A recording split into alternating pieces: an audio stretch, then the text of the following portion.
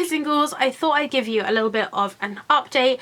I am really hoping to start doing some like daily vlogs really soon, kind of do like the end of Vlogtober, but I figured I'd give you a little bit of an update since it's been a really long time since I've just sat and I've just talked to you guys. So basically a lot has happened. So I'm just coming to the end of my first half term in teaching. It is the first time I have ever, while I've been on YouTube, ever while I've been on Earth, worked a Monday to Friday full-time job. I did work as a TA like 3 years ago. I'm sure only a few of you remember that. I did work as a TA like 3 years ago before I did university, but although that was 5 days a week, there were kind of afternoons that I got off and some mornings that I got off.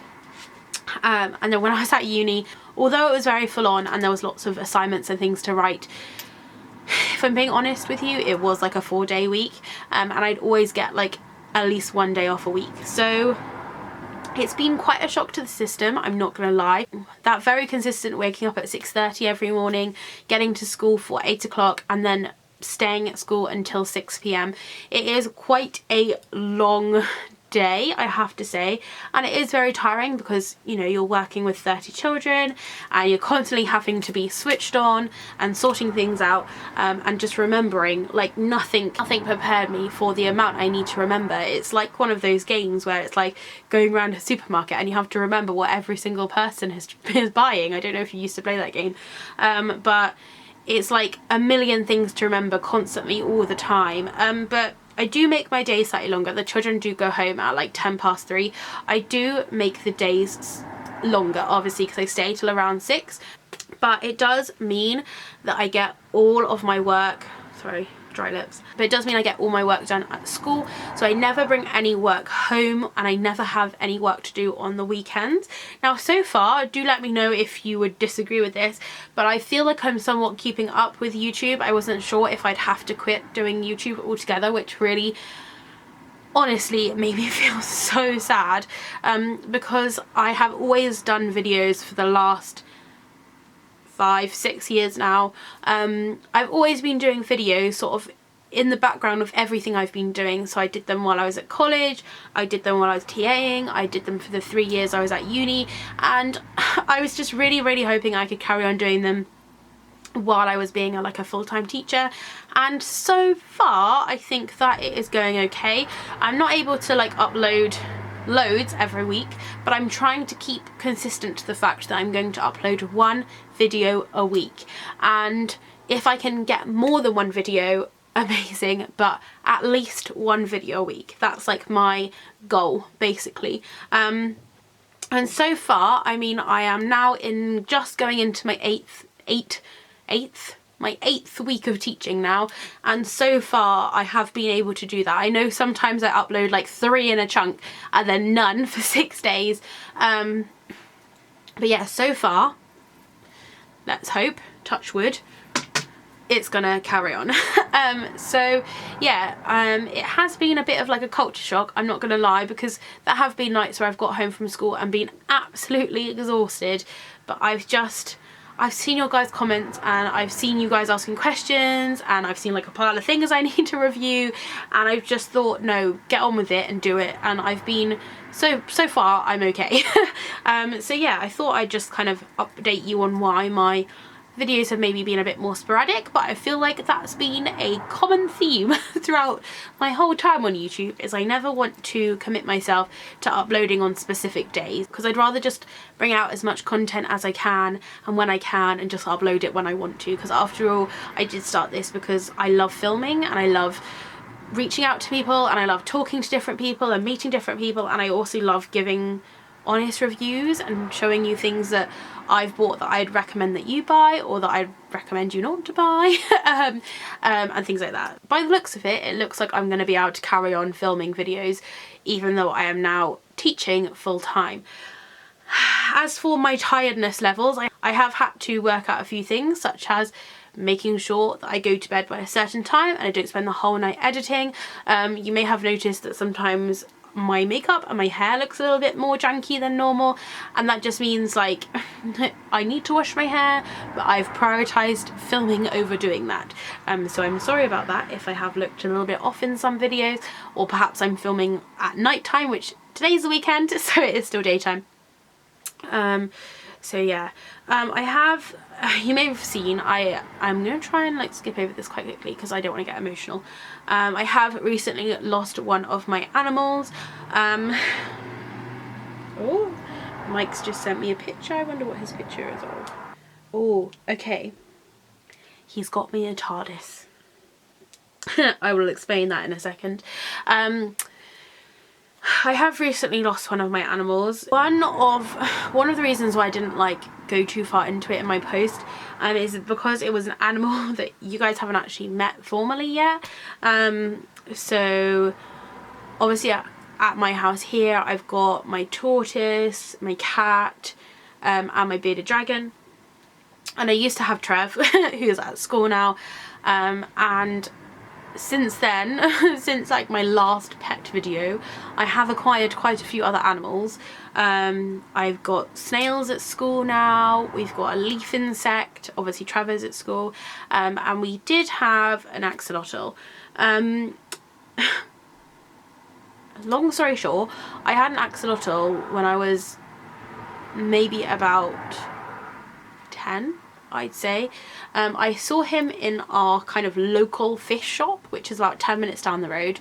I loved it straight away, and I was like, this is such a weird animal. I'd always wanted like reptiles and lizards, but it just wasn't something feasibly I could have when I was that age. So I ended up getting that as a birthday present, my first axolotl called Rupert. I had him, now reflecting on it, but at the time I didn't know, and I didn't have the internet really to research it. I kept him probably in the worst conditions you can keep an axolotl, and yes, it does play on my guilt every single day. But he had like a very strong filter, which they don't like. He was in quite a small tank for his size. He had gravel, which can be detrimental to their digestive system. He only ate frozen worms, which actually turns out have no nutrition in them at all. And also I didn't like monitor his water temperature at all, so in our hot summers he was probably boiling. I also, being a reckless child, either like forgot to feed him half the time or just neglected to clean him out half the time. Definitely something that's played on my conscience quite a lot. I do have to be honest with you and say he did live for quite a long time, and he, from what the photos I look back at him, he does look very healthy in the pictures. I think I must have had a really hardy one to begin with.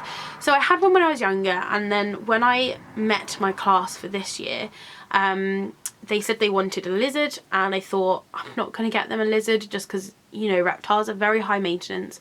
I'll get them a axolotl. I know it is still, you know, you still do have to do a lot of maintenance to look after them, but it can be in a slightly smaller tank than like a 4-foot vivarium. So over the holiday, so starting in August, so I got him in August, I brought him to school in September, and he was like with me until last week. I had purchased him a really nice tank, and I did vlog this, but I just never got around to putting it all together. I bought him this really big nice glass tank. I got him really fine black sand, which was really expensive, but is like the only kind of substrate that they can have. It's fully natural. I hate putting plastic plants and flowers into like my animals' lives and settings and houses, so I bought him full like natural plants, natural logs and moss, floating plants. I'm not gonna lie, it was a pretty sweet setup. A massive filter with all the like filter media I could find in it. Yeah, it was like the perfect setup. I was monitoring the temperature of the water. I bought like a £25 like water testing kit. I was on it, and I got this tiny axolotl whose name was Rupert 2.0 because I'd had Rupert 1 when I was younger. And yeah, he came looking very thin and very unhealthy, to be honest, and after just a few weeks of being in this tank, he grew bigger and his little floofies got so fluffy, and he just completely changed as an axolotl. He became so friendly and I really grew attached to him very quickly. And I think the hard thing is that so did my children. So last Thursday I was out of school because I had a conference, and when I came back on Friday, so a week yesterday, he was floating the wrong way up on the top of his tank, and without getting too graphic, he was alive then. I did have to tub him, which is when you take him out and put him in a really small tub with not just water, just covering him, just to take away any stress levels from floating or any just so you can monitor the water a lot easier when it's only a small amount. And I talked to professionals, I talked to vets, I talked to shops, I talked to loads of people on the Facebook pages, and basically what I think happened to him was he had found some decomposing food. So although I did clean out his tank, I think some food must have got caught somewhere in it that I didn't spot, and honestly, again, I just feel horrendous for it. But he obviously ate this food and it was decomposing and it had a reaction in his stomach and his stomach just swelled up. The swelling did go down and he kind of looked back to normal, which I think is one of the hardest things, is that when he passed away the night before, he kind of looked like he'd fully recuperated. So I was like, phew, I can take him back in on Monday. This just happened over the course of a weekend.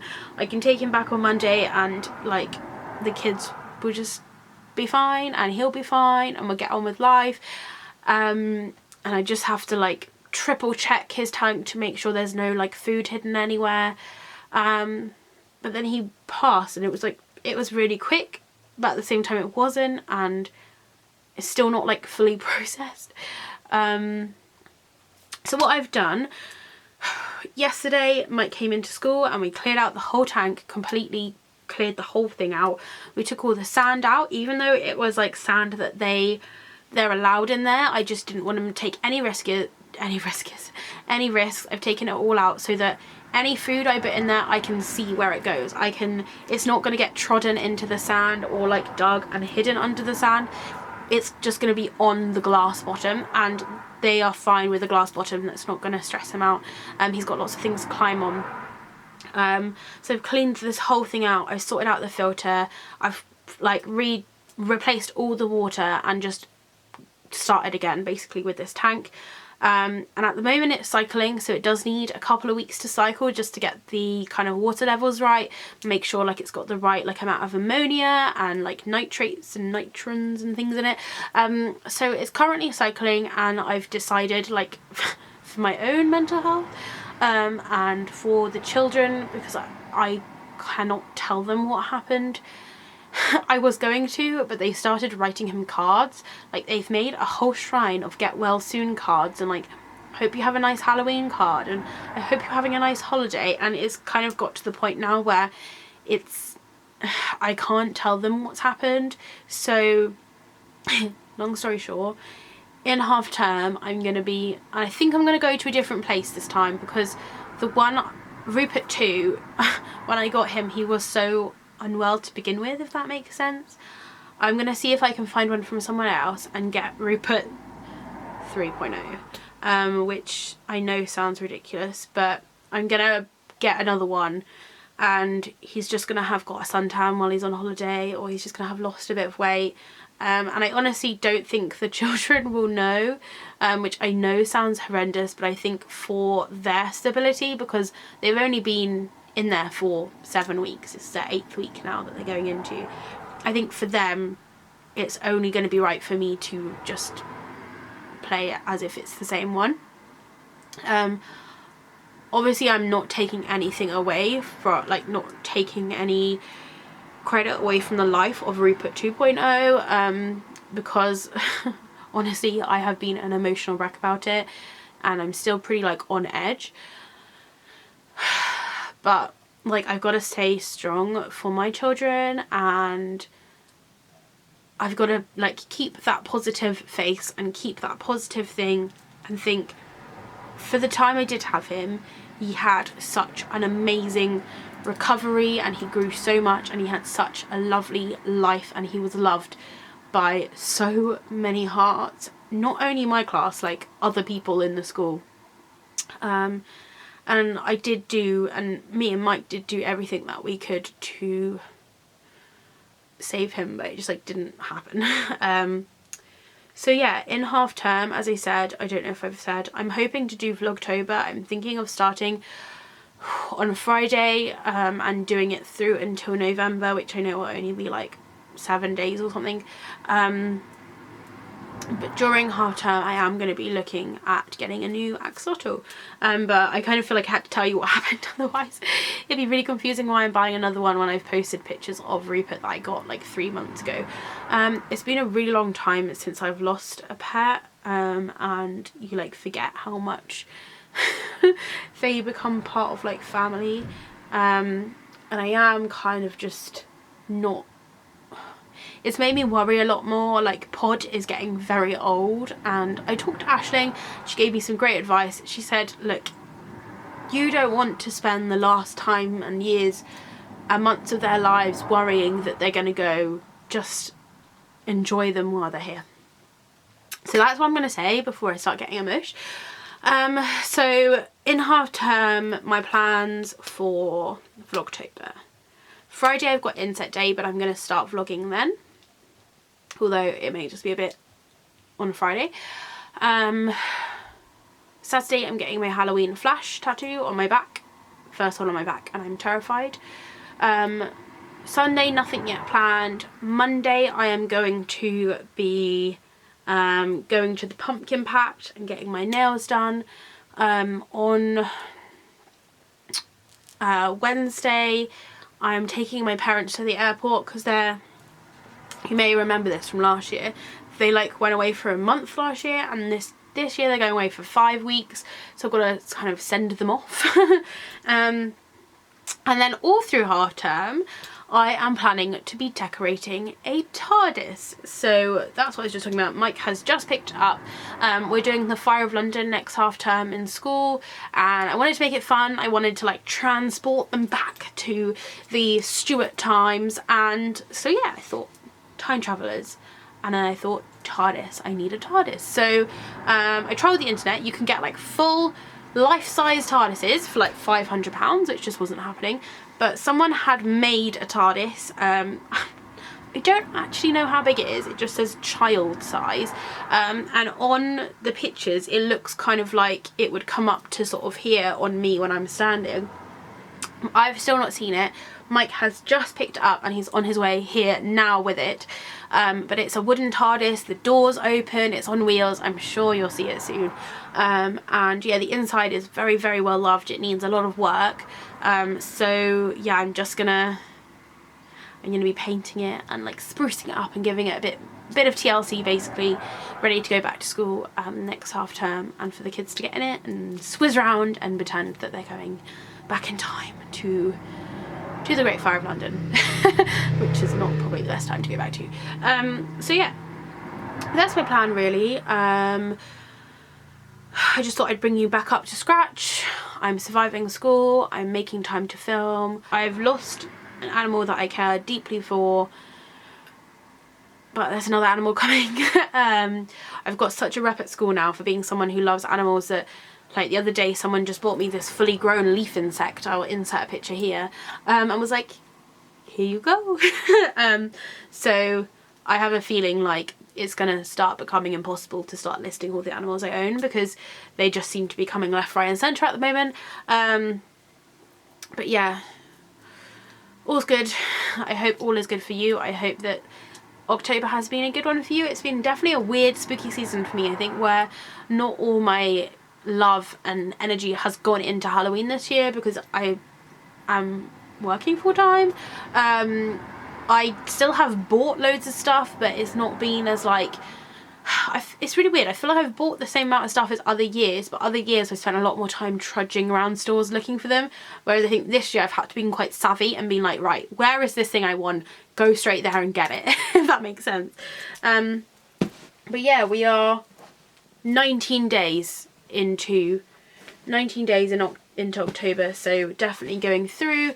Favourite things to be watching right now, I am loving Aisling O'Neill's like spooky readathon, spooky readathon, I don't know what it's called, but she's been doing like daily vlogs about like her spooky reading time this month, which I've been loving.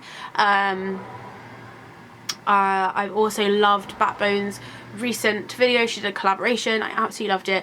I did take part of it. You may have seen my like cousin it a little clip I posted on here, which then has like a direct link to her video. I did that for her video. She did 31 faces of Halloween, and they were all like makeup related ones, but since I only kind of know how to do my like standard makeup, I ended up just covering my whole face with hair and turning into cousin it. I absolutely loved that. I loved the fact that she hadn't just like used her collaboration to gain loads of views from loads of people, if that makes sense. Like sometimes with collaborations I find people just do them for like the clout of it, like so that they work with people who have more subscribers in the hopes that they then get some subscribers to them, whereas I loved the fact that hers had people who had made videos for years like me, and people who that literally was their first ever video that they made. I thought that was just lovely. I really loved it. Like I'm literally getting goosebumps about it right now.